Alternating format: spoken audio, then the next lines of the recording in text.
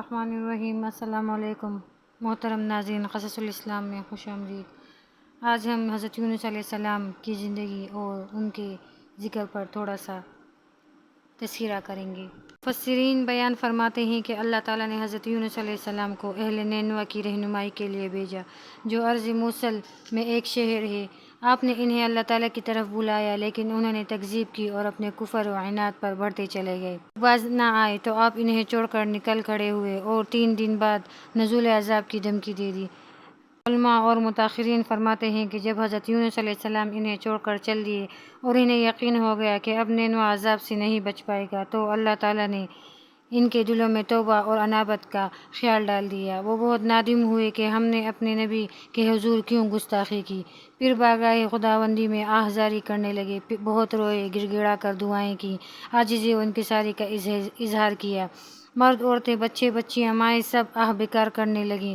جانور اور ان کے بڑے بکرے رینگنے اور ممیانے لگے۔ کھولناک منظر برپا تھا۔ اللہ تعالیٰ کی رحمت جوش میں آ گئی۔ اللہ تعالیٰ نے اپنی قوت اور رحمت کے ذریعے سے عذاب ٹال دیا، کیونکہ اب وہ ایمان لا چکے تھے۔ کی تعداد، بستی کی کل آبادی لاکھ کا ہنسا تو یقینی ہے، لیکن زیادتی میں اختلاف ہے۔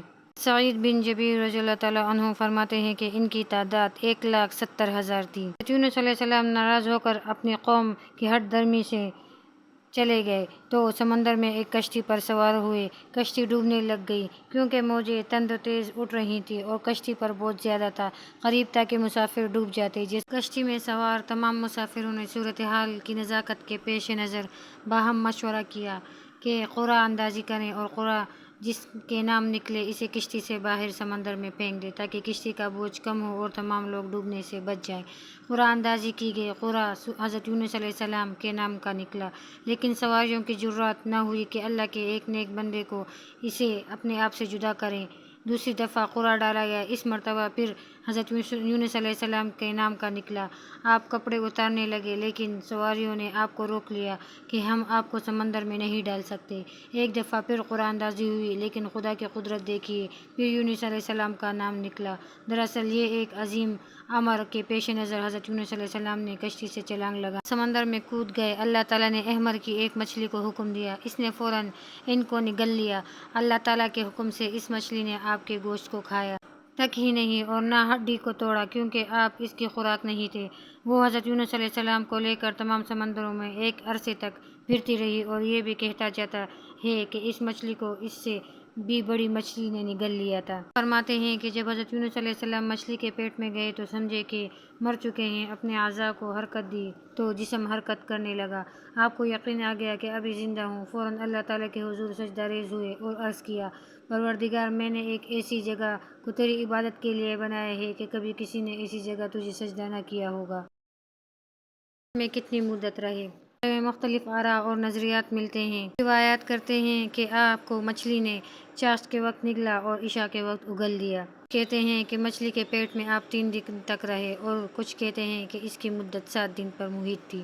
حضرت یونس علیہ السلام کو اپنے پیٹ میں لیے گہرے سمندروں میں پھرتی رہی اور گہری موجوں کو چیرتے پھرتی۔ آپ نے مچھلی کے پیٹ میں سنا کہ سمندری مخلوق بھی اللہ رحمان کی تسبیح میں مشغول ہے، سمندر کی تہہ میں کنکرے دانے اور گٹھلی کو پھاڑنے والے خدا کی حمد و ثنا میں مصروف ہیں۔ ابو ہریرہ رضی اللہ تعالیٰ عنہ سے روایت ہے کہ حضور کریم صلی اللہ علیہ وآلہ وسلم نے فرمایا، مچھلی نے حضرت یونس علیہ السلام کو کھلے میدان میں ڈال دیا، اس پر یقطینہ بوٹی اگ آئی۔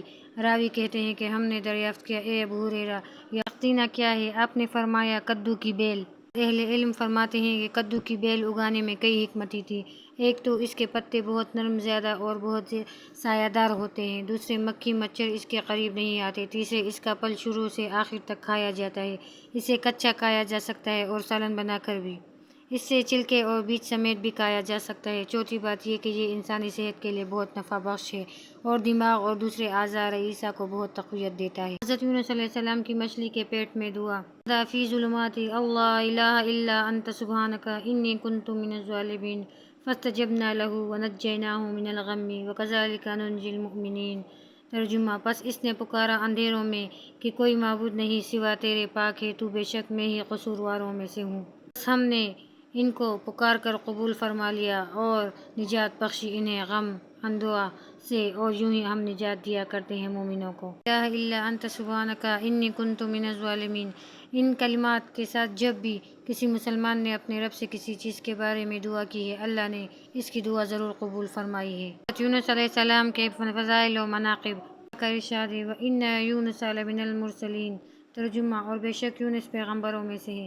اللہ تعالیٰ نے سورۃ النساء اور سورۃ الانعام میں دوسرے کئی انبیاء علیہ السلام کے ساتھ حضرت یونس علیہ السلام کا بھی تذکرہ کیا ہے۔ صلی اللہ علیہ وآلہ وسلم نے فرمایا، کسی شخص کو یہ نہیں کہنا چاہیے کہ حضرت یونس علیہ السلام سے بہتر ہوں۔ صلی اللہ علیہ وآلہ وسلم کا یہ فرمان مبارک عاجزی و انکساری اور تواضع کے اظہار سے تعلق رکھتا ہے، لیکن حقیقت تو یہ ہے کہ جہاں انبیاء کرام کے مقام کی انتہا ہوتی ہے، وہاں مقام مصطفیٰ صلی اللہ علیہ وآلہ وسلم کی ابتدا ہوتی ہے۔